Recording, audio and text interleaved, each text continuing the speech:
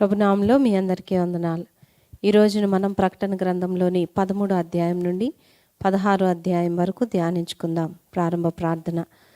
మమ్మల్ని మిక్కిలిగా ప్రేమించిన మా సృష్టికర్త, నీకే స్తోత్రాలు. ఎవరు నశించిపోవడం నీకు ఇష్టం లేదు నాయన. అందుకే నీ యొక్క శ్రేష్టమైన వాక్యాలనిచ్చి మమ్మల్ని బలపరుస్తున్నావు.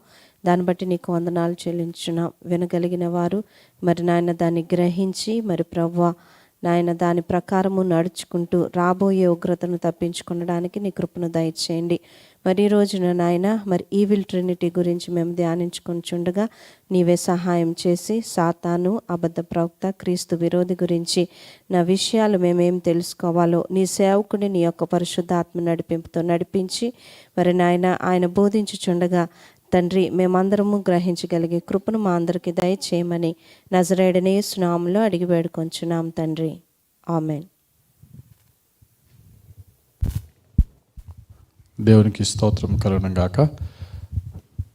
ప్రభువైన యేసుక్రీస్తు వారి శ్రేష్ఠ నామములో అందరికీ శుభములు తెలుపుతూ ప్రకటన గ్రంథాన్ని మనం ధ్యానించుకొని చుండగా ఈరోజు మనం ధ్యానించే అధ్యాయాలు 13వ వచనం నుండి 13వ అధ్యాయం నుండి 16వ అధ్యాయం వరకు. ఈరోజు ఈ 4 అధ్యాయాలు మనం ధ్యానించుకుందాం. ప్రకటన గ్రంథం ఆల్రెడీ ఇంతకుముందే ఒక్కొక్క అధ్యాయాన్ని ఒక్కొక్క ఎపిసోడ్గా 22 అధ్యాయాలను కూడా మనం ధ్యానించుకున్నాం. కానీ మరలా బైబిల్ అంతా ఆదికాండం 1వ అధ్యాయం నుండి ప్రకటన గ్రంథం 22వ అధ్యాయం వరకు రోజుకి 5 లేక 4 అధ్యాయాలు చెప్పిన ధ్యానిస్తూ ఉంటున్నాం. కనుక మరి అదే క్రమంలో ఈ ప్రకటన గ్రంథంలో ఒక్కొక్క రోజు 4 లేక 3 అధ్యాయాలని మనం ధ్యానిస్తూ ఉన్నాం. ఇదిగో ఈరోజు ఈ 4 అధ్యాయాలు ప్రకటన గ్రంథం 13వ అధ్యాయం నుండి 16వ అధ్యాయం వరకు ధ్యానించుకుందాం. 13వ అధ్యాయం మొదటగా మనం చూసినట్లయితే మనకు హోలీ ట్రినిటీ తెలుసు, తండ్రి, కుమార, పరిశుద్ధాత్ముడు. అలాగే ఒక ఈవిల్ ట్రినిటీ ఉంటుంది. క్రీస్తు యొక్క 2వ రాకడికి ముందు ఈవిల్ ట్రినిటీ భూమి మీద ప్రత్యక్షమయ్యి ప్రజలందరినీ కూడా దేవునికి విరోధంగాను పాపానికి బానిసలుగాను చేసి దేవుని మీద తిరుగుబాటు చేసే విధంగా నరకపాత్రులుగా చేస్తారు. ఎవరు వారు అంటే సాతానుడు, క్రీస్తు విరోధి, అబద్ధ ప్రవక్త, Satan, antichrist and false prophet. ఈ ముగ్గురిని కూడా ఈ 13వ అధ్యాయంలో మనం చూడవచ్చు. 13వ అధ్యాయం మనం చూసినట్లయితే ఈ 13వ అధ్యాయాన్ని 2 భాగాలు చేద్దాం. మన యొక్క బైబిల్లో 2 పారాగ్రాఫ్స్ కదా విడదీశారు. అది 1వ వచనం నుండి 10వ వచనం వరకు మొదటి భాగము, 10 నుండి 18 అధ్యాయాలు 11వ వచనం నుండి 18వ వచనం వరకు 2వ భాగం. ఈ 2 భాగాల్లో మొదటి భాగము యాంటీ క్రైస్ట్, క్రీస్తు విరోధి గురించి, 2వ భాగము ఫాల్స్ ప్రొఫెట్, అబద్ధ ప్రవక్త గురించి రాయబడింది. అయితే ఇందులోనే సాతానుడు ఒక ఘట సర్పముగా మనకు కనబడతాడు. ఈ యొక్క మొదటి 10 అధ్యాయాల్లో యాంటీ క్రైస్ట్, క్రీస్తు విరోధిని ఏ విధంగా మనం అర్థం చేసుకోవాలో భక్తుడైన యోహాన్ రాశాడు. 1వ అధ్యాయం 13వ అధ్యాయం 1వ వచనం చదువుదాం. మరియు 10 కొమ్ములను 7 తలలను గల యొక్క క్రూర మృగము సముద్రంలో నుండి పైకి వచ్చుట చూచితిని. దాని కొమ్ముల మీద 10 కిరీటములను, దాని తలల మీద దేవదూషణకరమైన పేళ్లను ఉండెను. అది చదవబడిన మాటలో 10 కొమ్ములను 7 తలలు గల ఒక క్రూర మృగము సముద్రములో నుండి పైకి వచ్చుట చూచితిని. క్రూర మృగము అన్నాడు. దానియేలు గ్రంథం 7-8 అధ్యాయాల్లో రాజులను క్రూర మృగాలతో, రాజ్యాలను కూడా మృగాలతో ప్రవచన వాక్యాన్ని దానియేలు భక్తుడు వివరించాడు. చిరుతపులని, ఎలుగుబంటని, సింహం అని ఒక్కొక్క రాజ్యాన్ని సూచిస్తూ ఉన్నది. క్రూర మృగం అంటే ఇక్కడ ఒక క్రూరుడైనటువంటి రాజును సూచిస్తున్నది. ఆ రాజుకి ఏమున్నాయట? 10 కొమ్ములను 7 తలలు గల క్రూర మృగము అన్నాడు. 10 కొమ్ములు 7 తలలు. ఏమేమి సూచిస్తున్నాయో మనం చూద్దాం. అంతేకాకుండా ఎందులోంచి వచ్చేటట, సముద్రములో నుండి పైకి వచ్చుట చూచితిని. సముద్రము దేన్ని సూచిస్తుందో చూద్దాం. ఆ తర్వాత 10 కొమ్ముల మీద 10 కిరీటాలు ఉన్నాయట. మృగానికి కిరీటాలు ఎక్కడైనా ఉంటాయా అంటే ఇక్కడ అర్థం ఏంటంటే, మృగము ఒక రాజుని సూచిస్తున్నది. ఆ రాజు జలముల సముద్రపులో నుంచి బయటకు వచ్చాడు, జలాల్లో నుంచి బయటకు వచ్చాడు. జలములు అనే దాన్ని బైబిల్లో విస్తారమైన జనములను సూచిస్తుంది. ఉదాహరణకి ప్రకటన గ్రంథం 17వ అధ్యాయం 1వ వచనం చూద్దాం. ప్రకటన గ్రంథం 17వ అధ్యాయం 1వ వచనం. ఆ 7 పాత్రలను పట్టుకొని ఉన్న 7 దేవదూతలలో ఒకడు వచ్చి నాతో మాట్లాడుచు ఇలాగ చెప్పాను, నీవిక్కడికి రమ్ము, విస్తార జలముల మీద కూర్చున్న మహావేశ్యకు చేయబడు తీర్పు నీకు కనపరచెదను. చూడండి, విస్తారమైన జలముల మీద కూర్చున్న, జలముల మీద, ఈ వాటర్ని, జలములను ఎలాగ ఇంటర్ప్రిట్ చేశాడో అదే అధ్యాయం 15వ వచనంలో మనం చూడవచ్చు. 15వ వచనం చూద్దాం. మరియు ఆ దూత నాతో ఇలాగ చెప్పాను, ఆ వేశ్య కూర్చున్న చోట నీవు చూచిన జలములు ప్రజలను, అది జన సమూహములను, చాలు, నీవు చూచిన జలములు ప్రజలను, జన సమూహమును, జనములను ఆయా భాషలు మాట్లాడు వారిని సూచించును. కాబట్టి ఈ క్రూర మృగము సముద్ర జలాలలో నుంచి రావడం అంటే విస్తారమైన జనములలో నుండి లేపబడిన ఒక లీడర్, ఆ లీడర్ని సూచిస్తున్నది. ఆ తర్వాత ఆ వ్యక్తి, ఆ మృగము ఒక మనిషి అనే సత్యాన్ని ఇక్కడ మనం ఎలా చెప్పగలమంటే, అదే 13వ అధ్యాయము 18వ వచనం లాస్ట్ వచనం మనం చూస్తే, ఆ క్రూర మృగం యొక్క సంఖ్య 666 అని చెప్పి అది ఒక మనిషిని సూచిస్తున్నది అంటాడు. చదవండి. బుద్ధి గలవాడు మృగం యొక్క సంఖ్యను లెక్కింపనిమ్ము, అది ఒక మనుష్యుని సంఖ్యయే, ఆ సంఖ్య 666. అది ఒక మనుషుని యొక్క సంఖ్య అనే. కాబట్టి ఆ క్రూర మృగము ఒక మనిషి అని, ఆ జలములు విస్తారమైన జనాలలో నుండి లేపబడిన ఒక లీడర్ అని తెలుస్తుంది. ఇంకా అక్కడ మనం తెలుసుకోవాల్సింది 10 కొమ్ములు 7 తలలు. 7 తలలు 7 రాజ్యాలను సూచిస్తున్నది. వాడు 7 రాజ్యాల మీద అధిపతిగా ఉన్నాడు. చూద్దాం, 17వ అధ్యాయానికి వెళ్దాం ఒకసారి. 17వ అధ్యాయంలో మనము 7వ వచనం చూసినట్లయితే, ప్రకటన గ్రంథం 17వ అధ్యాయం 7వ వచనం. ఆ దూత నాతో ఇట్లనెను, నీవేళ ఆశ్చర్యపడితివి, ఈ స్త్రీని గూర్చిన మర్మమును, 7 తలలను 10 కొమ్ములను గలిగి దాని మోయిచున్న క్రూర మృగమును గూర్చిన మర్మమును నేను నీకు తెలిపెదను. అది ఇక్కడ చెప్తున్నాడు, 7 తలలను 10 కొమ్ములు కలిగిన ఆ క్రూర మృగమును గూర్చిన మర్మము, మిస్టరీ, లోపల ఉన్న సత్యాన్ని నేను బోధిస్తాను అంటున్నాడు. 9వ వచనం, అదే 17వ అధ్యాయం 9వ వచనం చూడండి. ఇందులో జ్ఞానం గల మనస్సు కనబడును, ఆ 7 తలలు ఆ స్త్రీ కూర్చున్న 7 కొండలు. అది అంటే ఆ 7 తలలు ఆయా టెరిటరీస్ని, ఆ ప్లేసెస్ని సూచిస్తున్నది. అంటే 7 రాజ్యాలు సూచిస్తున్నది. ప్రక్కనే మరలా ఏంటట 10 కొమ్ములను అన్నాడు. మరి ఆ కొమ్ములు దేన్ని సూచిస్తున్నాయి? హార్న్స్ దేన్ని సూచిస్తున్నాయి అంటే 10 కొమ్ములు 10 రాజులను సూచిస్తున్నవి. 10 కొమ్ములు కూడా 10 రాజులు సూచిస్తున్నాయి. 12వ వచనం, అదే 17వ అధ్యాయం 12వ వచనం చూడండి. నీవు చూచిన ఆ 10 కొమ్ములు 10 మంది రాజులు. అది నీవు చూచిన ఆ 10 కొమ్ములు 10 మంది రాజులను సూచిస్తున్నది. కాబట్టి అది జనములలో నుంచి వచ్చే ఒక మనిషి, 7 రాజ్యాల మీద అధిపతి అయిన వాడు, 10 రాజులు అతని యొక్క స్వాధీనంలో ఉన్నారు. అన్ని కొమ్ముల మీద అతనికి కిరీటాలు ఉన్నాయి. ఇది ఆ యొక్క యాంటీ క్రైస్ట్, క్రీస్తు విరోధికి ఉన్న బలము. అంతేకాదు, ఇది ఎవరిని పోలి ఉన్నాడు వీడు అంటే, మనం 12వ అధ్యాయము ముందు ఎపిసోడ్లో మనం ధ్యానించుకున్నాం. ఆ ఘట సర్పానికి ఉన్న లక్షణాల గురించి మనం చూసాం. 12వ అధ్యాయం 3వ వచనములో మనం చూసినట్లయితే 12:3 ప్రకటన, అంతటా పరలోకమందు ఇంకొక సూచన కనబడెను, ఇదిగో ఎర్రని మహాఘట సర్పము, దానికి 7 తలలను 10 కొమ్ములను ఉండెను, దాని తలల మీద 7 కిరీటములు ఉండెను.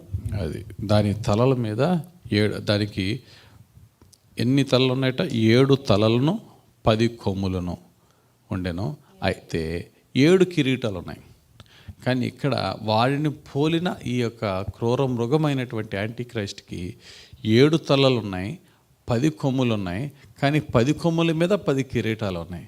అంటే ఇక్కడికి ఆ యాంటీ క్రైస్ట్కి ఏంటంట, ఈ యొక్క సాతాను యొక్క బలముతో పాటు వాని యొక్క రాజ్యాల యొక్క రాజుల బలము వాడికి తోడుంటుంది.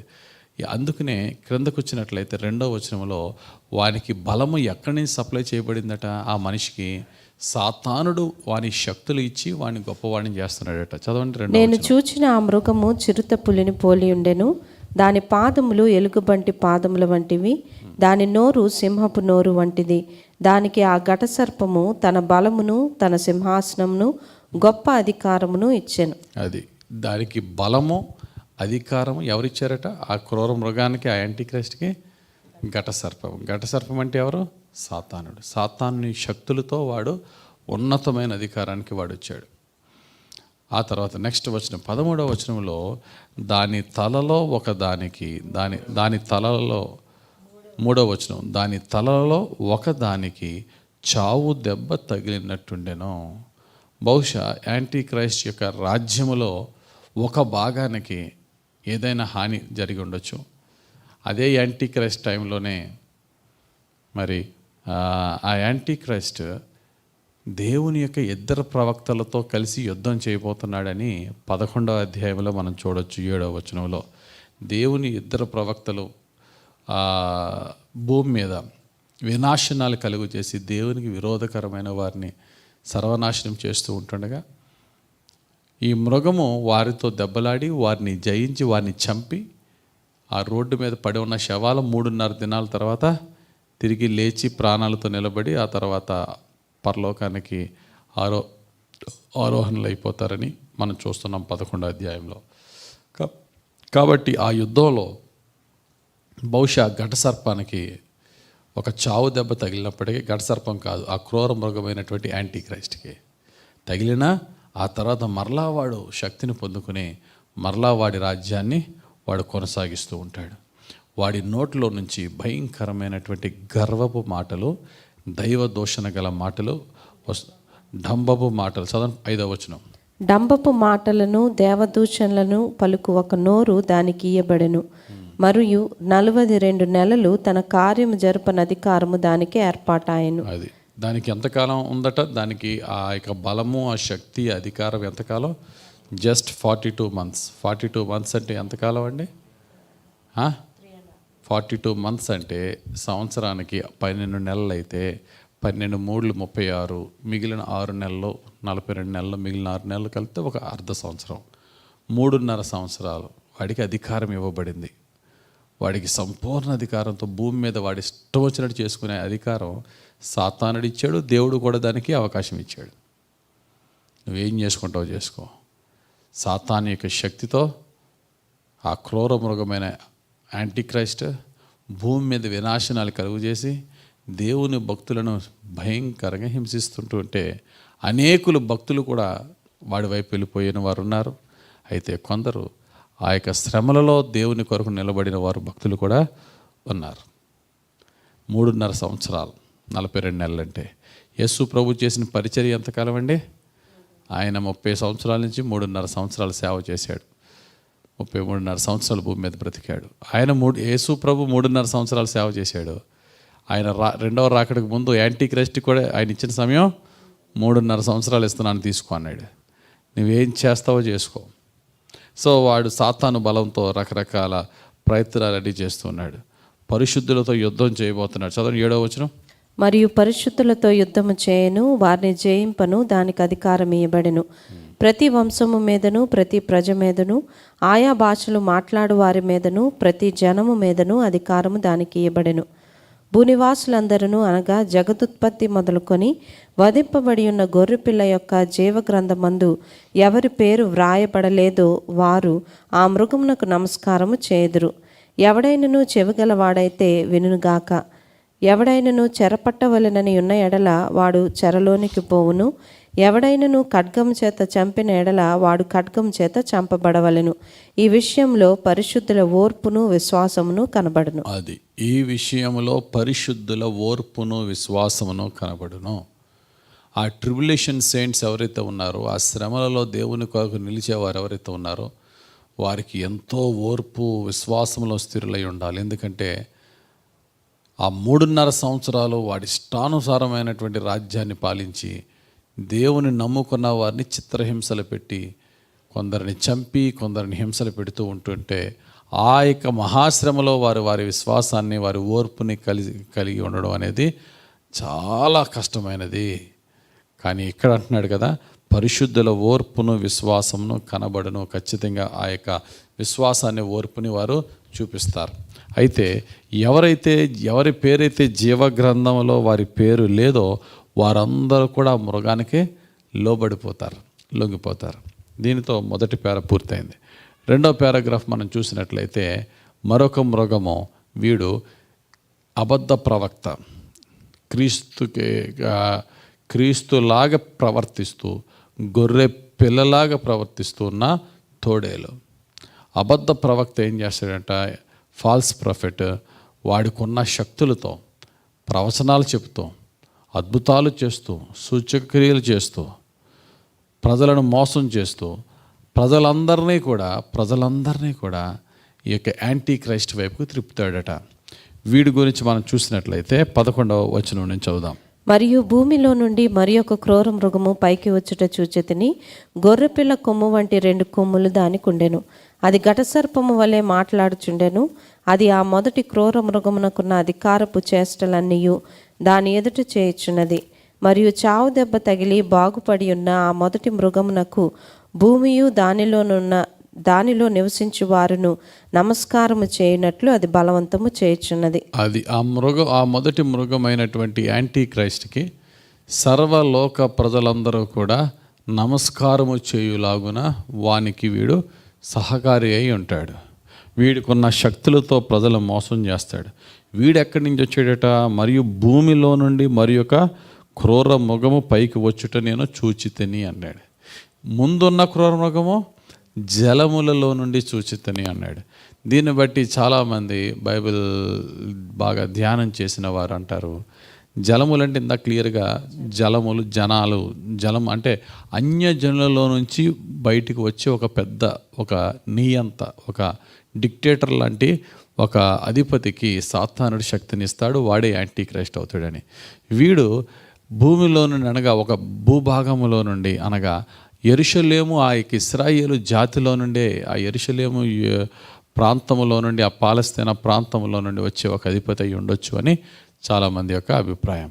ఇశ్రాయేలు జాతిలో నుండే వచ్చిన ఒక అబద్ధ ప్రవక్త నేనే మెస్సయ్యను అనే విధంగా ప్రజలను మోసం చేస్తూ ఆడికి సాతాను యొక్క శక్తులతో అపవాది మాట్లాడినట్టుగా, సాతానుడు మాట్లాడినట్టుగా చాలా భయంకరమైనటువంటి కుయుక్తితో మాట్లాడుతూ ప్రజలను మోసం చేస్తూ అందరినీ కూడా దేవునికి విరోధముగాను క్రీస్తు విరోధైనటువంటి ఆ క్రూర మృగానికి నమస్కారం చేసేవారుగాను అందరినీ ప్రేరేపిస్తున్నాడట. వాడికి కొన్ని శక్తులు ఉన్నాయి. ఎటువంటి శక్తులు ఉన్నాయో చెప్తున్నాడు. నెక్స్ట్ వచనం, అది ఆకాశము నుండి భూమికి మనుషుల ఎదుట అగ్ని దిగి వచ్చినట్లుగా గొప్ప సూచనలు చేయుచున్నది. కత్తి దెబ్బ తినియు బ్రతికిన ఈ క్రూర మృగమునకు ప్రతిమను చేయవలనని అది భూనివాసులతో చెప్పుచు ఆ మృగము ఎదుట చేయుటకు తనకీయబడిన సూచనల వలన భూనివాసులను మోసపుచ్చుచున్నది. మరియు ఆ మృగం యొక్క ప్రతిమ మాట్లాడునట్లును ఆ మృగం యొక్క ప్రతిమకు నమస్కారము చేయని వారిని హతము చేయనట్లును ఆ మృగం యొక్క ప్రతిమకు ప్రాణమిచ్చుటకై దానికి అధికారం ఇవ్వబడెను. చూసారా ఎంత బలమైనటువంటి కార్యాలు చేసే శక్తి దానికి ఇవ్వబడిందో. ఆకాశము నుండి అగ్నిని కురిపించే శక్తి వాడికి ఉందట. ఏలియా బయలు ప్రవక్తలకు మధ్య జరిగిన ఆ పోరాటంలో ఏ దేవుడైతే ఆకాశం నుండి అగ్ని రప్పించి బలిని స్వీకరిస్తాడో ఆ దేవుడు నిజమైన దేవుడు అని ఛాలెంజ్ చేస్తే బయలుదేవతలు వారందరూ భక్తులు ప్రవక్తలు అందరూ ఎంత ప్రార్థన చేసినా ఆ యొక్క అగ్నిని రప్పించలేకపోయారు. కానీ ఏలియా ఒక్క ప్రార్థన చేయగా దేవుని యొక్క అగ్ని దిగి వచ్చింది. ఇక్కడ ఏలియా చేసిన లాంటి గొప్ప శక్తిగల కార్యాలు చేయగలిగే అధికారము వానికి ఇవ్వబడింది. ఇక్కడ తెలుసుకోవాల్సిన సత్యం ఏంటంటే ఏలియా కాలంలో దేవుడు ఏలియా పక్షముగా ఉండి అగ్నిని రప్పించడం మాత్రమే కాదు, ఆ బయలుదేవత ప్రార్థన చేసిన బయలుదేవత యొక్క భక్తులు ప్రార్థన చేసినప్పుడు సాతానుడు అగ్ని రప్పించి ఉంటే ఏమయ్యేది? ఇక్కడ దేవుని కార్యం ఏంటంటే ఏలియా ప్రార్థన చేసినప్పుడు అగ్ని రప్పించడం మాత్రమే కాదు, వారు ప్రార్థన చేసినప్పుడు సాతానుడు అగ్ని రప్పించకుండా చేయడం కూడా దేవుని యొక్క శక్తే. ఇక్కడ ఈ క్రీస్తు విరోధి అబద్ధ ప్రవక్తలు చేస్తున్న వాటికి దేవుడు అడ్డు పెట్టట్లే. Okay, let them do whatever they can, let them cheat the people. వాళ్ళు ప్రజలను మోసం చేస్తారా? చేయనివ్వండి. ఎందుకంటే నా ప్రజలకు ఇచ్చిన అవకాశం, నా ప్రజలకు నేను ఎంతగానో అవకాశం ఇచ్చాను మారమని చెప్పినప్పుడు వారు మారనప్పుడు ఈ యొక్క అబద్ధపు బోధలకి వారు గురైపోయి నాశనం అవ్వడానికి నేను వారిని అప్పగిస్తున్నాను అన్నాడు. అయితే ఆ భయంకరమైన శ్రమల్లో కూడా వాడు ఎన్ని చేష్టలు ఎన్ని సూచనలు చేసినా దేవుని కొరకు నిలబడేవారు కూడా ఉన్నారు. అయితే వాడు అగ్ని రప్పించడమే కాదట, ఒక ప్రతిమను తయారు చేసి ఆ ప్రతిమ లోపలికి ప్రాణాన్ని కూడా పంపించి మాట్లాడే శక్తిని కూడా ఆ ప్రతిమకు ఇవ్వగలిగే అంత అధికారాన్ని, అంత శక్తిని మరి దేవుడు ఎలా చేస్తేనే కదా సాతానుడని ఇవ్వగలిగేది. అంత బలమైన శక్తిని వాడు పొందుకున్నాడు. ఈ లోపల అది చూసి ప్రపంచ ప్రజలందరూ వాడి వైపుకి నమస్కరించి వాడి సాగిలపడడం చేశారు. వాడేం చేసాడట, ఎవరైతే ఆ యొక్క ప్రతిమకు సాగిలు పడతారో వారికి ఆ మృగం యొక్క గుర్తు కానీ సంఖ్య కానీ పేరు కానీ ముద్ర వేసి, అది నొసటి మీద కానీ అది వారి కుడి చేతి మీద కానీ ముద్రలు వేయించుకున్న వారికి మాత్రమే ఏమైనా క్రయ విక్రయాలు చేయడానికి, ఏదన్నా సరే వ్యాపారం చేయడానికి, కొనుక్కోవడానికి, అమ్మడానికి అధికారం. అది దాన్ని కాదన్న వారికి చిత్రహింసలు పెట్టడం స్టార్ట్ చేసి చదవండి 16వ వచనం. కాగా కొద్దివారు కానీ గొప్పవారు కానీ ధనికులు కానీ దరిద్రులు కానీ స్వతంత్రులు కానీ దాసులు కానీ అందరూ తమ కుడి చేతి మీదనైనను తమ నొసటి యందైనను ముద్ర వేయించుకున్నట్లును, ఆ ముద్ర అనగా ఆ మృగము పేరైనను దాని పేరిట సంఖ్య అయినను గలవాడు తప్ప క్రయ విక్రయములు చేయుటకు మరి ఎవనికిని అధికారము లేకుండునట్లును అది వారిని బలవంతము చేయుచున్నది. బుద్ధి గలవాడు మృగం యొక్క సంఖ్యను లెక్కింపనిమ్ము, అది ఒక మనుషుని సంఖ్యయే, ఆ సంఖ్య 666. ఇందులో జ్ఞానము కలదు. రైట్. కాబట్టి ఈ విధంగా యాంటీ క్రైస్ట్, క్రీస్తు విరోధి తన రాజ్యాన్ని విస్తరింపజేస్తున్నాడు. అయినప్పటికీ వాడి కాలము 42 నెలలు, 3.5 సంవత్సరాలే. అదే 3.5 సంవత్సరాల సాతాను శక్తిని పొందుకొని చేస్తున్నాడు ఆయన యొక్క రాజ్యాన్ని.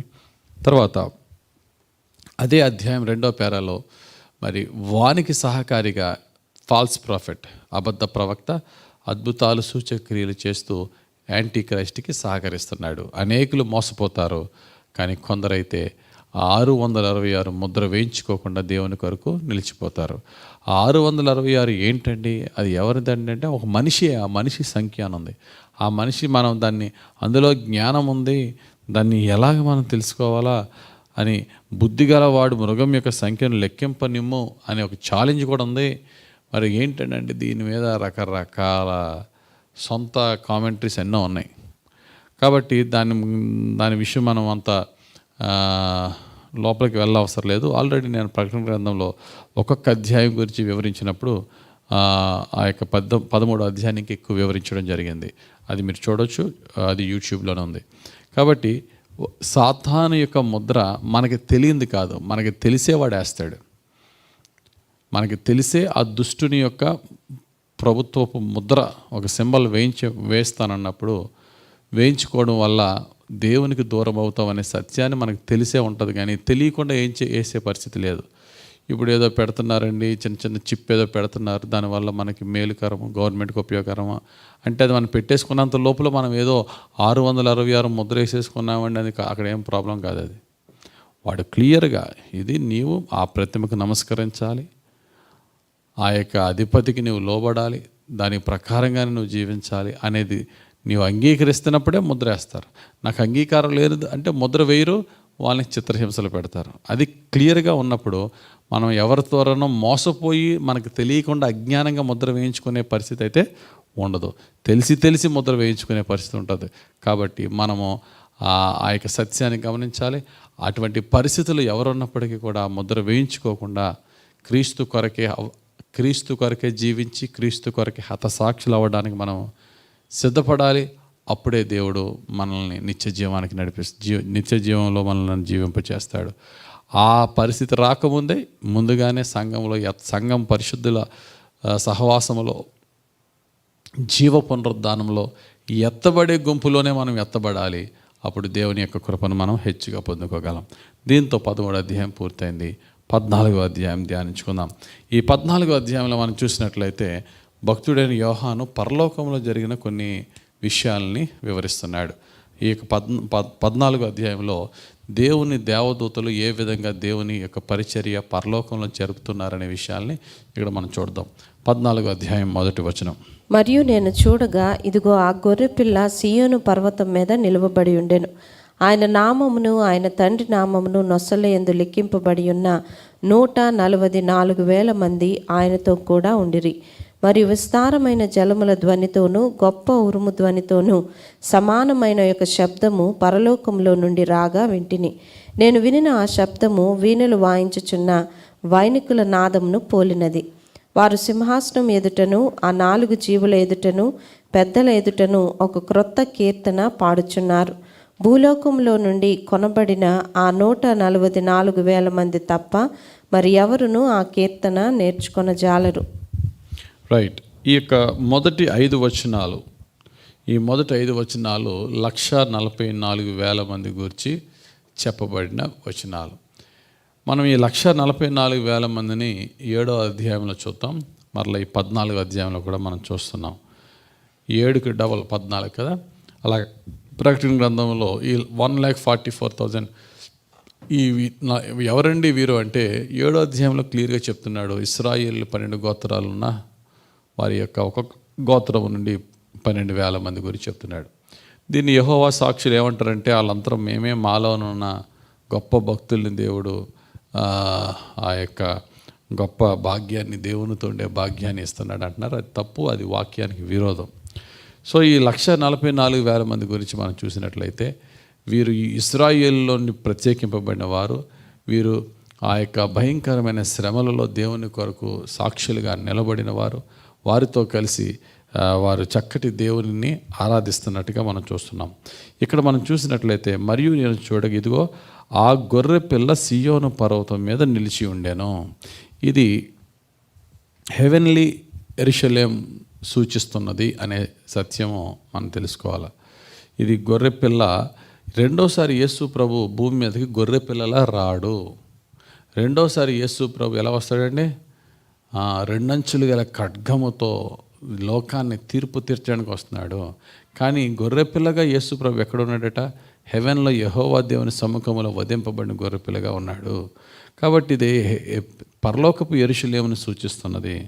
అక్కడ సీయోను పర్వతం మీద నిలిచి ఉండడం, అక్కడ ఆయన నామమును ఆయన తండ్రి నామమును నొసల యందు లిఖింపబడి ఉన్న 144,000 మంది ఆయనతో కూడా ఉండేరి. వారితో పాటు గొప్ప దేవదూతల సమూహముతో దేవునికి అక్కడ పరలోకములో చక్కటి ఆరాధన జరుగుతున్నట్టుగా ఇక్కడ మనం చూస్తున్నాం. ఈ 144,000 మంది యొక్క ఏర్పరచబడిన వారి విషయంలో ఇక్కడ వారికి ఎటువంటి క్వాలిటీస్ ఉన్నాయో 4వ వచనంలో చెప్తున్నాడు. చదువుదాం 4వ వచనం. వీరు స్త్రీ సాంగత్యమును అపవిత్రులు కానివారును స్త్రీ సాంగత్యము ఎరుగని వారునై ఉండి గొర్రెపిల్ల ఎక్కడికి పోవునో అక్కడికెల్లా ఆయనను వెంబడింతురు. వీరు దేవుని కొరకును గొర్రెపిల్ల కొరకును ప్రథమ ఫలముగా ఉండుటకై మనుష్యులలో నుండి కొనబడిన వారు. వీరి నోట ఏ అబద్ధమును కనబడలేదు. వీరు అనింద్యులు. రైట్. ఇక్కడ వీరు స్త్రీ సాంగత్యమును ఎరుగని వారు అనే మాట ఇక్కడ మనం చూస్తున్నాం.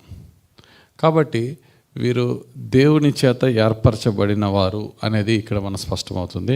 అది పలానా డినామినేషను పలానా ప్రాంతము అనే కాకుండా దేవుడు ఏర్పరచుకున్న వారిలో వీరిని మరి ఆ యొక్క ప్రత్యేకమైనటువంటి పని నిమిత్తము దేవుడు సిద్ధపరుచుతూ యేసు ప్రభు ఎక్కడికి వెళితే ఆ గొర్రెపిల్ల ఎక్కడికి వెళితే అక్కడ ఆయన వెంబడింతురు అనే మాట ఇక్కడ మనం చూస్తున్నాం.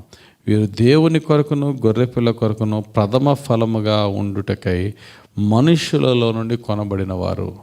మనుషుల నుండి యేసుక్రీస్తు రక్తముతో వారు కొనబడ్డారు. వీరి నోట ఏ అబద్ధము కనబడలేదు. వారు అనింద్యులు. అంత యథార్థంగా జీవించిన వారిని దేవుడు ప్రత్యేకపరుచుకుంటున్నాడు. ఆ ప్రత్యేకపరుచుకున్న వారి ద్వారా దేవుడు ఆయనకు ప్రత్యేకమైన పరిచర్యను చేయబోతున్నాడు. అది వారికి ఇచ్చే ఆధిక్యత, దేవుడు వారికి ఇచ్చే ఆధిక్యత. అంతేగాని వీరు పలానా వాళ్ళు, వీరు అక్కడ వారు, వీరు ఇది అని చెప్పి అక్కడ బైబిల్లో ఇంకా క్లియర్గా మెన్షన్ చేయబడలేదు. మెన్షన్ చేయబడింది ఏంటంటే ఇశ్రాయేలులోంచి ప్రత్యేకించుకున్నారు అనే మాట మాత్రమే మనం చూస్తున్నాం. తర్వాత 6వ వచనం నుంచి మనం చూసినట్లయితే ఇక్కడ 6-7 వచనాల్లో వేరొక దూత, మరి యొక్క దేవదూతని ఇక్కడ మనం చూస్తున్నాం. ఈ ఫస్ట్ ఏంజిల్ వచ్చి ఏం చేస్తున్నాడట, సువార్త సర్వలోకమునకు ప్రకటింపబడి ఉన్నది. ఎందుకంటే దేవుని యొక్క రాకడకు ముందు సర్వలోకమునకు సువార్త ప్రకటింపబడాలి. చదవండి 6వ వచనం నుంచి మనం చూస్తే, అప్పుడు మరి ఒక దూతను చూచితిని, అతడు భూనివాసులకు అనగా ప్రతి జనమునకును ప్రతి వంశమునకును ఆయా భాషలు మాట్లాడు వారికిని ప్రతి ప్రజకును ప్రకటించినట్లు నిత్య సువార్త తీసుకొని ఆకాశ మధ్యమున ఎగురుచుండెను. అతడు, మీరు దేవునికి భయపడి ఆయనను మహిమపరచుడి, ఆయన తీర్పు తీర్చ గడియ వచ్చెను గనుక ఆకాశమును భూమిని సముద్రమును జలధారలను కలుగజేసిన వానికే నమస్కారము చేయుడి అని గొప్ప స్వరముతో చెప్పాను. అది గొప్ప స్వరముతో, భూమి ఆకాశములను సృష్టించిన దేవునికి మాత్రమే మీరు నమస్కారము చేయండి అని భూమి అంతటా నిత్య సువార్తను మొదటి దూత ప్రకటించాడు. ఇక్కడ వరుసగా 3 దూతలు 3 ముఖ్యమైన ప్రకటనలు చెప్తున్నాడు. మొదటి దూత ఇక్కడ మనం చూడొచ్చు 8వ వచనంలో. మొదటి దూత 6-7 వచనాల్లో మనం చూస్తున్నాం. అతడు నిత్య సువార్తను తీసుకుని ఆకాశ మధ్యం ఎగురుచు అందరూ కూడా దేవుని మాత్రమే నమస్కరించి ఆరాధన చేయండి అనే విషయాన్ని చెప్తున్నాడు. ఎందుకంటే ఇది I think this is before great tribulation, మహాశ్రమలో చివరి 3.5 సంవత్సరాలకు ముందు మరొకసారి దేవదూత చివరిగా దేవుని మహోగ్రత రాబోతున్నది. అందరూ దేవునికి మాత్రమే నమస్కరించి ఆయన్ని మాత్రమే దేవునిగా అంగీకరించి విశ్వసించండి అని చెప్తున్నాడు. తర్వాత 2వ దూత వచ్చి ఏం చెప్తున్నాడు చూడండి. 8వ వచనంలో మనం చూసినట్లయితే ఆ మహాబబులోను గురించి చెప్తున్నాడు. చదవండి. వేరొక దూత అనగా 2వ దూత అతని వెంబడి వచ్చి మహోద్రేకముతో కూడిన తన వ్యభిచార మద్యమును సమస్త జనములకు త్రాగించిన ఈ మహాబబులోను కూలిపోయిను అని చెప్పాను. అది 8వ దూత చెప్పిన 8వ వచనంలో ఈ 2వ దూత చెప్పిన మాట ఏంటి? మహాబబులోను కూలిపోయినంటే అర్థం ఏంటి?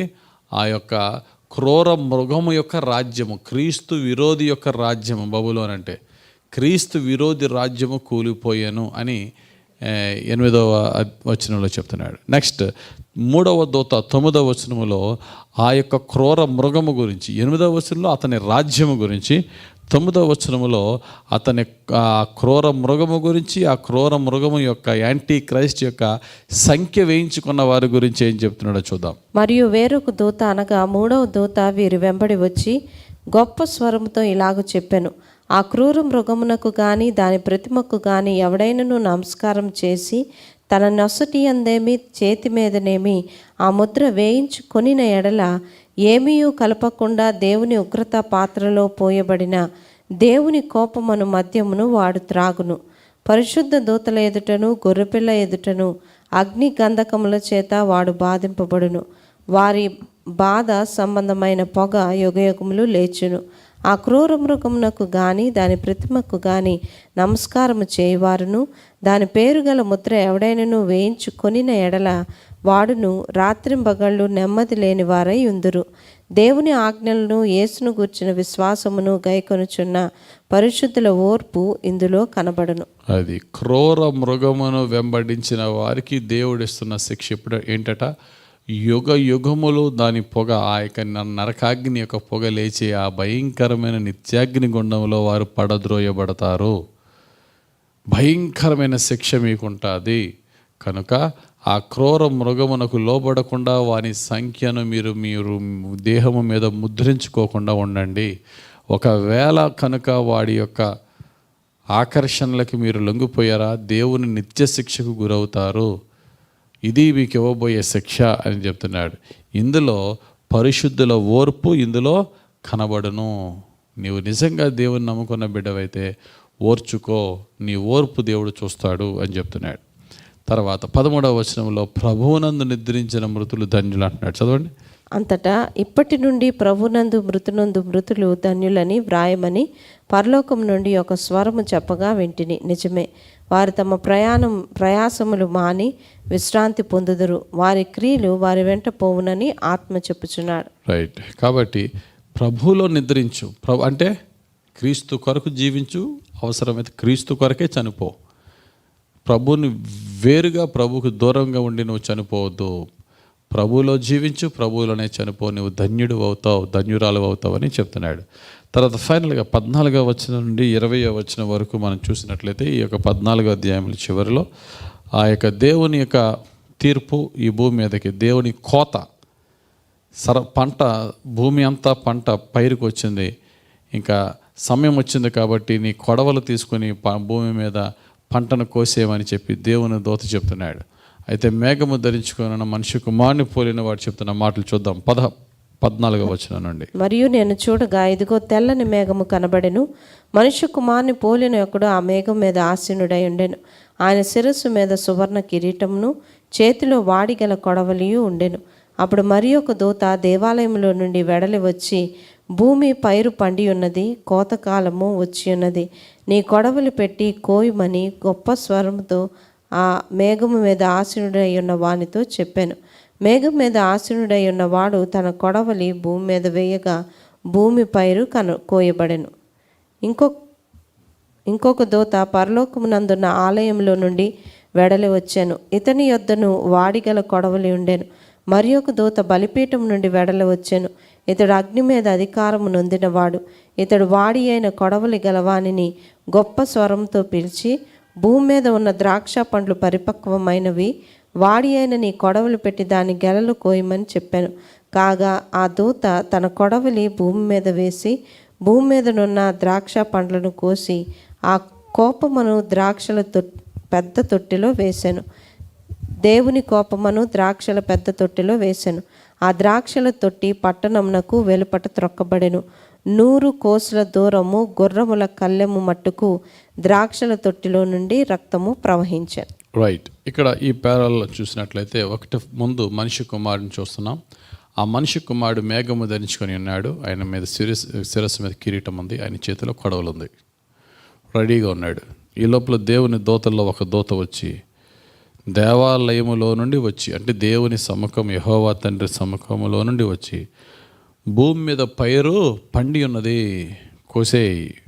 చూడండి, పైరు పండి ఉన్నది అనే దానికి క్రింద ఫుట్ నోట్లో 2 అని ఏమిచ్చాడండి? ఎండిపోయి ఉన్నది, రెడీ టు రీప్, కోసేయి.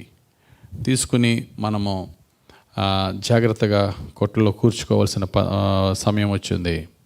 కొడవలి వేయి. అప్పుడు ఆ యొక్క చేతులున్న కొడవల్ని భూమి మీద వేయగా భూమి పైరు కోయబడెను అనే మాట ఇక్కడ మనం చూస్తున్నాం. ఆ తర్వాత మరొకిద్దరు దూతల్లో ఒక దూతకి చేతిలో కొడవలు ఉంది. ఆ కొడవలు ఉన్న దూతతో మరొక దూత వచ్చి అంటున్నాడు, ఈసారి ద్రాక్ష పండ్లు పండిపోయి కోసి తొక్కాల. అది త్రొక్కగా దాని యొక్క ఆ రసము ఎంత దూరం ప్రవహిస్తుందట చూడండి, 100 కోసుల దూరము అని తెలుగు బైబిల్లో ఉంది. ఇంగ్లీష్ బైబిల్లో చూసినట్లయితే 1600 ఫర్లాంగ్స్ అని కొన్ని వెర్షన్స్లో ఉంది. దీన్ని మన భాషలో మార్చుకోవాలంటే 320 కిలోమీటర్లు, 320 కిలోమీటర్స్. అంటే ఇక్కడ అర్థం ఏంటంటే ఇది దేన్ని సూచిస్తుందంటే ఆ రక్తం ఇక్కడ క్లియర్గా రక్తం అన్నాడు. తొట్టిలో నుండి రక్తము ప్రవహించాను అంటే అక్కడ భయంకరమైన జరగబోయే యుద్ధం. ఆ వధ వల్ల అక్కడ చనిపోయిన వారి యొక్క రక్తం 320 కిలోమీటర్స్ ప్రవహించేంత రక్తం. అంటే ఎన్ని కోట్ల మంది చంపబడతారో, ఎంత భయంకరమైన వధ జరగబోతుందో, భయంకరమైన యుద్ధం జరగబోతుంది అనేది ఇక్కడ 14వ అధ్యాయం చివరిలో మనకు అర్థమవుతుంది. దీంతో 14వ అధ్యాయం పూర్తయింది. ఇక 15వ అధ్యాయం మనం చూద్దాం. 15వ అధ్యాయంలో ఒక హెవెన్లీ వర్షిప్ని ఇక్కడ భక్తుడైన యోహాను వివరిస్తున్నాడు. చదవండి. మరియు ఆశ్చర్యమైన మరి ఒక గొప్ప సూచన పరలోకమందు చూచితిని. అదేమనగా 7 తెగులు చేత పట్టుకొని ఉన్న 7 దూతలు, ఇవే కడవరి తెగుళ్ళు. వీటితో దేవుని కోపము సమాప్తమాయను. మరియు అగ్నితో కలిసి ఉన్న స్ఫటికపు సముద్రము వంటిది ఒకటి నేను చూచితిని. ఆ క్రూర మృగమునకును దాని ప్రతిమకును దాని పేరు గల సంఖ్యకును లోబడక వాటిని జయించిన వారును దేవుని వీణలు గలవారై ఆ స్ఫటికపు సముద్రమునొద్ద నిలిచి ఉండుట చూచితిని. వారు ప్రభువా, దేవా, సర్వాధికారి, నీ క్రియలు ఘనమైనవి, ఆశ్చర్యమైనవి. యుగములకు రాజా, నీ మార్గములు న్యాయములను సత్యములునై ఉన్నవి. ప్రభువా, నీవు మాత్రము పవిత్రుడవు, నీవు భయపడని వాడవు. నీ నామమును మహిమపరచని వాడెవడు? నీ న్యాయ విధులు ప్రత్యక్షపరచబడినవి గనుక జనులందరూ వచ్చి నీ సన్నిధిని నమస్కారం చేసేదరని చెప్పుచు దేవుని దాసుడకు మోషే కీర్తనయు గొర్రెపిల్ల కీర్తనయు పాడుచున్నారు. రైట్. ఇక్కడ మనం చూసిన మాటల్లో మనం చూసినట్లయితే ఇక్కడ ఎవరైతే సాతాను ముద్ర వేయించుకోకుండా ఉన్నారో వారు పరలోకములో దేవుని సముఖములో వీణలు గలవారై చక్కటి వాయిద్యాలతో దేవుణ్ణి స్తుతిస్తూ ఉన్నారు. ఆ స్తుతిస్తున్నప్పుడు 2 పాటలు పాడారట. ఒకటి గొర్రెపిల్ల పాట, రెండోది ఏంటట? రెండో పాట ఏంటండి? మోషే పాట. మోషే కీర్తనయు గొర్రెపిల్ల యొక్క కీర్తనయు వారు పాడుతూ దేవుణ్ణి స్తుతించిరి అనే మాట ఇక్కడ మనం చూస్తున్నాం. మనం మోషే కీర్తనలు, మనం మోషే పాడిన పాటలు ప్రకటన గ్రంథంలో చూస్తే 2 పాటలు మనకు కనబడతాయి. ఒకటి ఎర్ర సముద్రాన్ని దాటిన వెంటనే పాడిన పాట నిర్గమాకాండం 15వ అధ్యాయం మొదటి నుండి ఉంటుంది. రెండవది దేవుడు ధర్మశాస్త్రం అంతా ఇచ్చేసిన తర్వాత వాక్యాన్ని ఒక పాటగా వారికి కట్టి పాడిన పాట ద్వితీయోపదేశకాండం 32వ అధ్యాయం మొదటి నుంచి 43 వచనాలు ఉంటుంది. కాబట్టి అదంతా కూడా ధర్మశాస్త్రాన్ని గూర్చిన పాటలు. కాబట్టి ధర్మశాస్త్రం గూర్చిన, ఆయన దేవుడిచ్చిన ధర్మశాస్త్రం గూర్చిన పాటలు. గొర్రెపిల్ల పాట అంటే కృపా సువార్తను గూర్చిన పాటలను బట్టి పరమ తండ్రిని ఘనముగా పరలోకములో చక్కటి ఆరాధన జరుగుతూ దేవుని స్తుతిస్తూ ఉన్నారు. ఎవరు? ఏ విధమైన ముద్ర లేకుండా దేవుని కొరకు తమ ప్రాణాలు అర్పించిన పరిశుద్ధులు.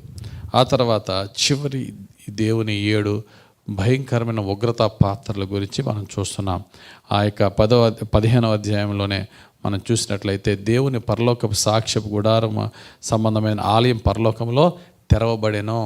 ఆ తెరవబడిన తర్వాత ఏం జరిగిందట? 6వ వచనం, 7 తెగుళ్ళు చేత పట్టుకున్న 7 దూతలు నిర్మలమును ప్రకాశమానమునైన రాతిని ధరించుకొని రొమ్ముల మీద బంగారు తట్టీలు కట్టుకొనిన వారై ఆ ఆలయంలో నుండి వెలుపలికి వచ్చిరి. అప్పుడు ఆ 4 జీవులలో ఒక జీవి యుగయుగములు జీవించు దేవుని కోపముతో నిండి ఉన్న 7 బంగారు పాత్రలను ఆ 7 దూతలకిచ్చెను.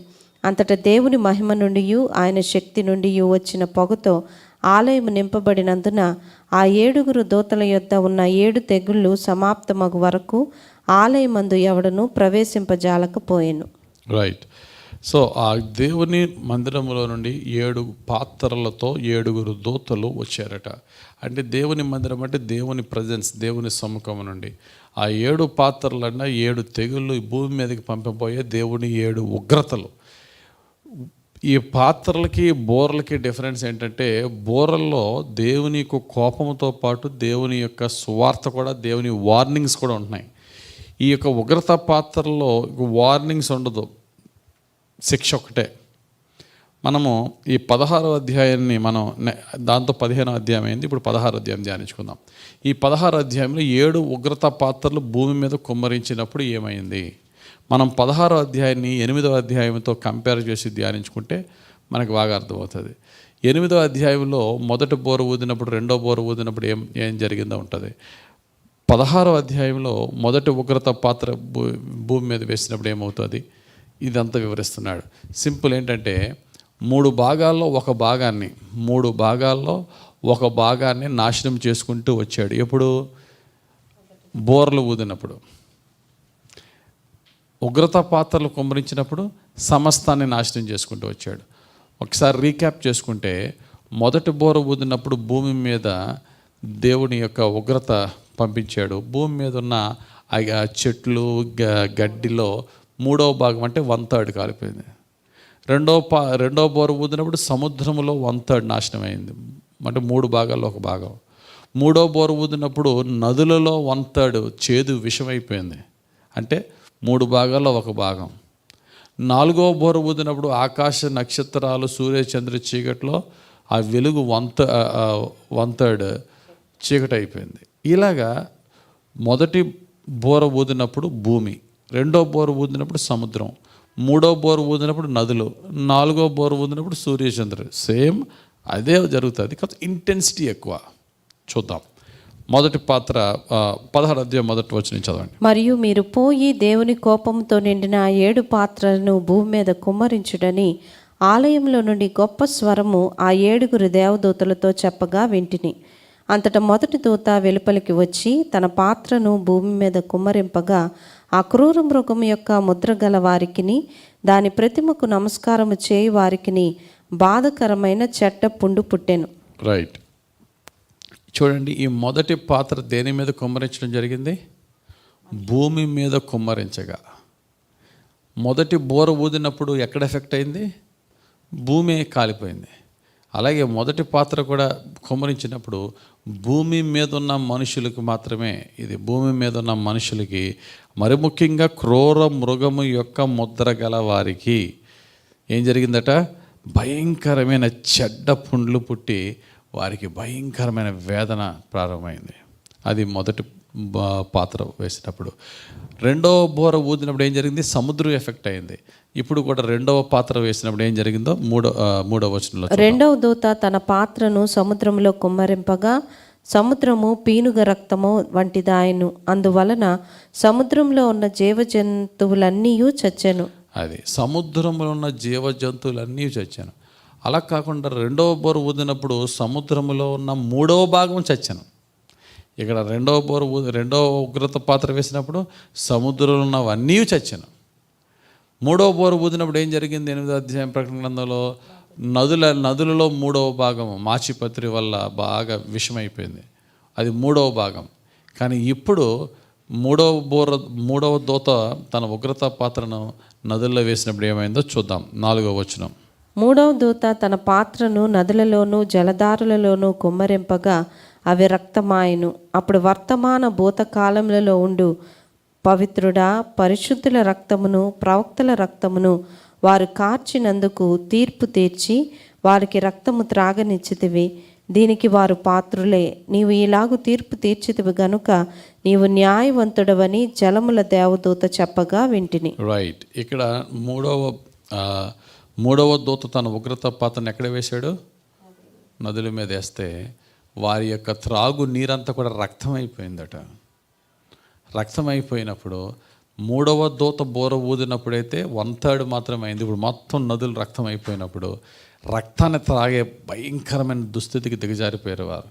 అక్కడ దేవదూతలో ఒక దేవదూత అంటున్నాడట, ప్రభా, అనేక పరిశుద్ధుల రక్తాన్ని చిందింపజేసి నీ దుర్మార్గులతో నీవు రక్తాన్ని త్రాగిస్తున్నావయ్యా, నీవు న్యాయవంతుడివే అని దేవదూతలు దేవుని స్తుతిస్తున్నారు.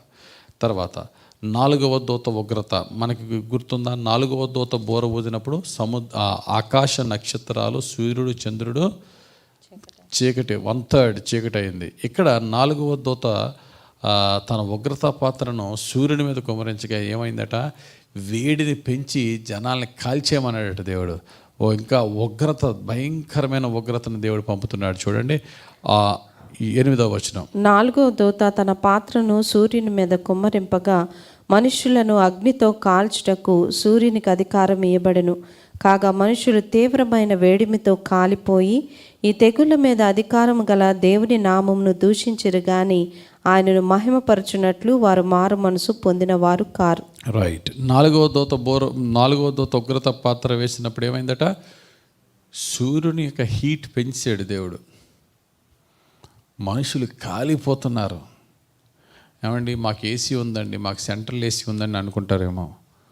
ఏసీ మీద ఎప్పుడన్నా అవుట్డోర్ యూనిట్ మీద చదవండి, 52, 53 డిగ్రీ సెంటీగ్రేడ్ దాటిపోతే ఇది పని చేయదని ఆడే చెప్తాడు.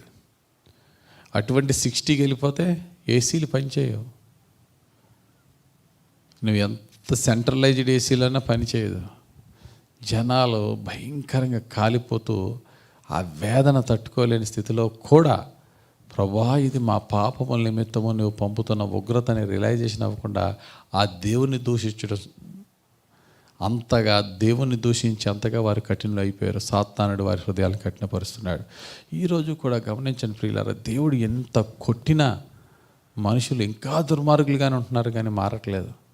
చచ్చేంతవరకు ఆ పాపాన్ని విడిచిపెట్టలేని స్థితిలో ఉంటే అది సాతాను బంధకాల్లో బందీలైపోయిన వారు.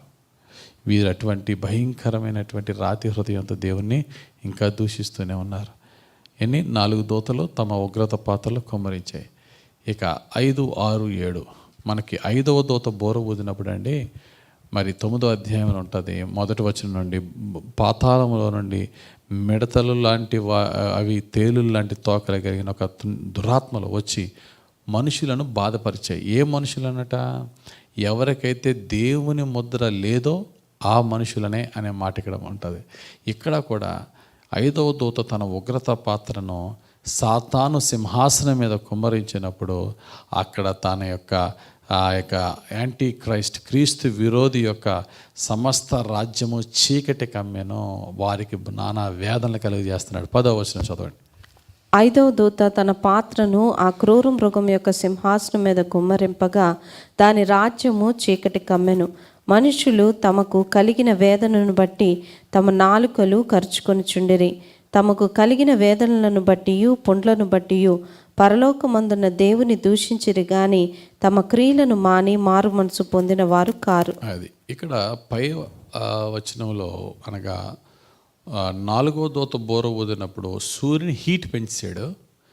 5వ దూత బోర ఊదినప్పుడు సూర్యుని లైట్ తగ్గించాడు, కానీ హీట్ అలాగే ఉంది. లైట్ లేదు, హీట్ ఉంది. మొదటి దూత ఉగ్రత పాత్ర ఆల్రెడీ వాళ్ళకి పుండ్లు వచ్చేసినాయి. ఒక ప్రక్కన పుండ్లు, ఒక ప్రక్కన చీకటి, ఒక ప్రక్కన వేడి. అయినా వారు మారు మనసు పొందకుండా, ఇది దేవుని శిక్షని మారు మనసు పొందకుండా దేవుని దూషిస్తూనే ఉన్నారు. ఆ తర్వాత 6వ దూత రెడీగా ఉన్నాడు తన ఉగ్రత పాత్రను కుమ్మరించడానికి. మనం 6వ దూత బోర ఊదినప్పుడు ఏం జరిగిందో జ్ఞాపకం ఉందా?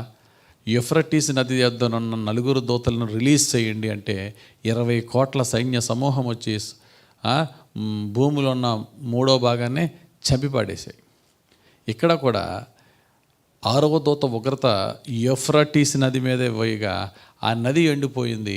చుట్టుపక్కల దేశాలన్నీ కలిసి యుద్ధానికి భయంకరమైన ఆర్మగెద్దోన్ యుద్ధము అక్కడ జరిగి భయంకరమైన వధ అక్కడ జరగబోతుంది. చదువుదాం 12వ వచనం నుండి. 6వ దూత తన పాత్రను యూఫ్రటీసు అనే మహానది మీద కుమ్మరింపగా తూర్పు నుండి వచ్చి రాజులకు మార్గము సిద్ధపరచబడినట్లు దాని నీళ్లు ఎండిపోయెను.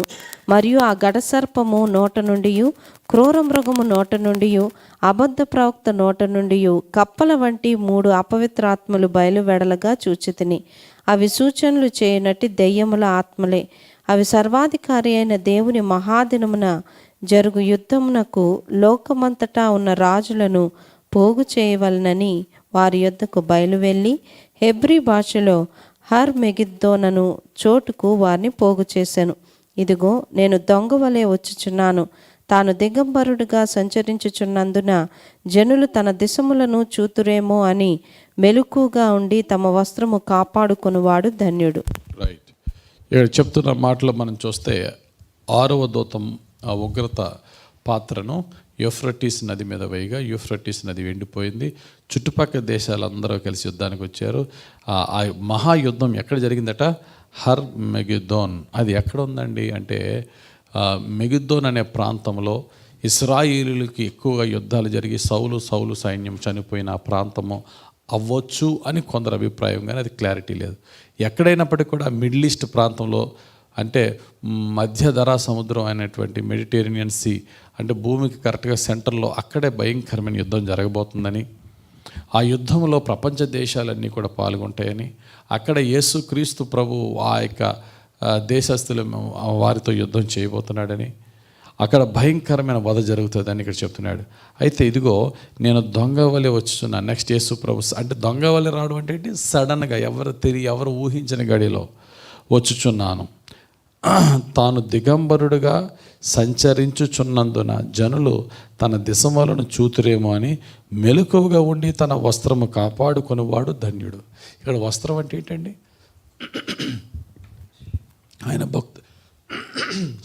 ఆయన భక్తులకు రక్షణను వస్త్రంగా ఇస్తాడు దేవుడు. యాకోబు భక్తుడు ఆదికాండం 35వ అధ్యాయంలో బేతేలుకి వెళ్ళి, బేతేలు దేవుడిని మనం కలుసుకోవాలి, మీ వస్త్రంలో ఉతుక్కోండి అంటే లిటరల్ బట్టలు ఉతుక్కోవడం కాదు, దేవునికి ఇష్టం లేని మీ ఎదురు నుండి పారవేయుడి, మీ యొక్క పరిశుద్ధతను కాపాడుకోండి. కాబట్టి నేను సడన్గా వచ్చినప్పుడు మీ పరిశుద్ధతను మీరు కాపాడుకోండి అంటున్నాడు. తర్వాత ఇక ఫైనల్గా 7వ దూత తన ఉగ్రత పాత్రను కుమ్మరించినప్పుడు ఏం జరిగింది? లాస్ట్ ఇది దేవుని యొక్క తెగులు సమాప్తమవుతున్నాయి. దీంతో దేవుని ఉగ్రత సమాప్తమైంది. సమస్త భూమి ఆకాశంలో లయమైపోయే సమయం వచ్చింది. భూమి, పట్టణాలు, దేశాలు కూలిపోయే పరిస్థితి వచ్చింది. చూద్దాం 17వ వచనం నుండి. 7వ దూత తన పాత్రను వాయుమండలముల మీద కుమ్మరింపగా సమాప్తమైనదని చెప్పుచున్న ఒక గొప్ప స్వరము గర్భాలయములో ఉన్న సింహాసనం నుండి వచ్చెను. అప్పుడు మెరుపులను, ధ్వనులను, ఉరుములను పుట్టెను. పెద్ద భూకంపమును కలిగెను. మనుషులు భూమి మీద పుట్టినది మొదలుకొని అట్టి మహాభూకంపము కలగలేదు. అది అంత గొప్పది. ప్రసిద్ధమైన మహాపట్టణము 3 భాగములాయెను. అన్యజనముల పట్టణములు కూలిపోయెను. తన తీక్షమైన ఉగ్రతయను మధ్యము గల పాత్రను మహాబబులోనునకు ఇయ్యవలెనని దానిని దేవుడు సముఖమందు జ్ఞాపకం చేసిరి. ప్రతి ద్వీపము పారిపోయెను, పర్వతములు కనబడకపోయెను. 5 మనుగుల బరువు గల పెద్ద వడగండ్లు ఆకాశం నుండి మనుషుల మీద పడెను. ఆ వడగండ్ల దెబ్బ మిక్కిలి గొప్పదైనందున మనుషులు ఆ దెబ్బను బట్టి దేవుని దూషించిరి. 7వ దూత బోర ఊదినప్పుడు ఏం జరిగింది? ముందు 6వ దూత బోర ఊదినప్పుడు ఏం జరిగింది? యూఫ్రటీస్ నది ఎండిపోయింది. సాతానుడు తన యొక్క దురాత్మలను పంపి 7వ ఉగ్రత పాత్ర ముందు 6వ ఉగ్రత పాత్రని యూఫ్రటీస్ నది మీద కుమ్మరించినప్పుడు నది ఎండిపోవడం వల్ల చుట్టుపక్కల రాజ్యాలన్నీ ఏకమై ఏం చేసాయట? దేవునితో యుద్ధం చేయడానికి సిద్ధపడ్డాయి, ఏకమైపోయి. ఆ తర్వాత 7వ దూత ఉగ్రత పాత్రను కుమ్మరించినప్పుడు ఇప్పటి వరకు భూమి మీద ఎప్పుడు రానంత మహా పెద్ద భూకంపము రాబోతుంది. వడగండ్లు రాబోతున్నాయి. ఆ వడగండ్ల సైజు ఇంచుమించు 34 కేజీల యొక్క వడగండ్లు ఆ యొక్క భూమి మీద కుమ్మరింపబడుతున్నాయి. దానివల్ల దేశాలు, ప్రజలు మొక్కమొక్కలైపోయిన పరిస్థితి.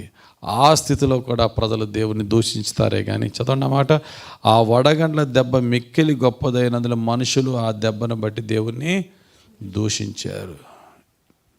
కాబట్టి ఈ విధంగా 7 ఉగ్రత పాత్రలో కుమ్మరింపబడి దేవునికి విరోధకరమైన జనులు సర్వనాశనం అయిపోయారు. ఆ తర్వాత నెక్స్ట్ అధ్యాయాల్లో ఆ యొక్క క్రీస్తు విరోధికి, అబద్ధ ప్రవక్తకి, ఆ యొక్క మహాబబులోని రాజ్యానికి దేవుడు విధించే శిక్ష ఎలా కూలిపోతుందో వివరిస్తున్నాడు. అప్పుడు యేసుక్రీస్తు వారి 2వ రాకడలో కలిసి ఉన్న వీళ్ళందరితో పాటు దుర్మార్గపు రాజ్యాలతో కలిసి వారితో యేసు యుద్ధము చేసి సాతాన్ని 1000 ఏళ్ళు భూమి కింద బంధించి 1000 ఏళ్ళు భూమి మీద నీతి రాజ్యాన్ని యేసు పాలిస్తాడు. కాబట్టి ఈ విషయాలు మనం తెలుసుకున్నప్పుడు, ప్రభువా, నేను ఆ స్థితిలోనికి వెళ్ళకముందే, ఇప్పుడే అంత భయంకరమైన ఉగ్రతలు రాకముందే నేను నిన్ను అంగీకరించి నీ రక్షణ పొందుకుంటున్నాను, నన్ను అంగీకరించు ప్రభువా అని దేవుడిని అడిగిన వారు ధన్యులు. కాబట్టి ప్రభువు నందు మృతి పొందిన వారు ధన్యులు. ఆ ఉగ్రత దినాలు రాకముందే మనం ప్రభువుని అంగీకరిద్దాం, ప్రభువుని తెలుసుకుందాం. జీవించే కాలమంతా ప్రభువులోనే జీవిద్దాం. మరణమే వస్తే ప్రభువులోనే మరణించి నిత్య జీవానికి వారసులు మగుటకు పరిశుద్ధాత్ముడు ఆయన కృపను మనకు దయచేయను గాక. ఆమెన్. ప్రార్థన. మహిమగల మా తండ్రి, దయగలిగిన ప్రభువా, ధ్యానించిన వాక్యములన్నీ మాకు రక్షణగాను దీవెనగాను, అనేకులకు ప్రభువా మేలుకొలుపుగాను, పాప జీవితం నుంచి బయటకు వచ్చి పరిశుద్ధంగా బ్రతుకుటకు నాయనా నీ యొక్క భయంకరమైన ఉగ్రతను చూచన్న, రాబోయే ఉగ్రతను చూచన్న మా జీవితాలు మార్చుకొని పాపం నుండి పారిపోయి నీ పాదాలు పట్టి నీ రక్షణ పొందుకునే భాగ్యం మా అందరికీ దయచేయమని, నీ కృపతో మమ్మల్ని రక్షించమని యేసు నామంలో ప్రార్థించి వేడుకొనిచున్నాము తండ్రి. ఆమెన్. తండ్రి, కుమార, పరిశుద్ధాత్మ దేవుని దీవెనలో హెచ్చుగా మనకు తోడు నుండి నడిపించి దీవించును గాక. ఆమెన్. God bless you.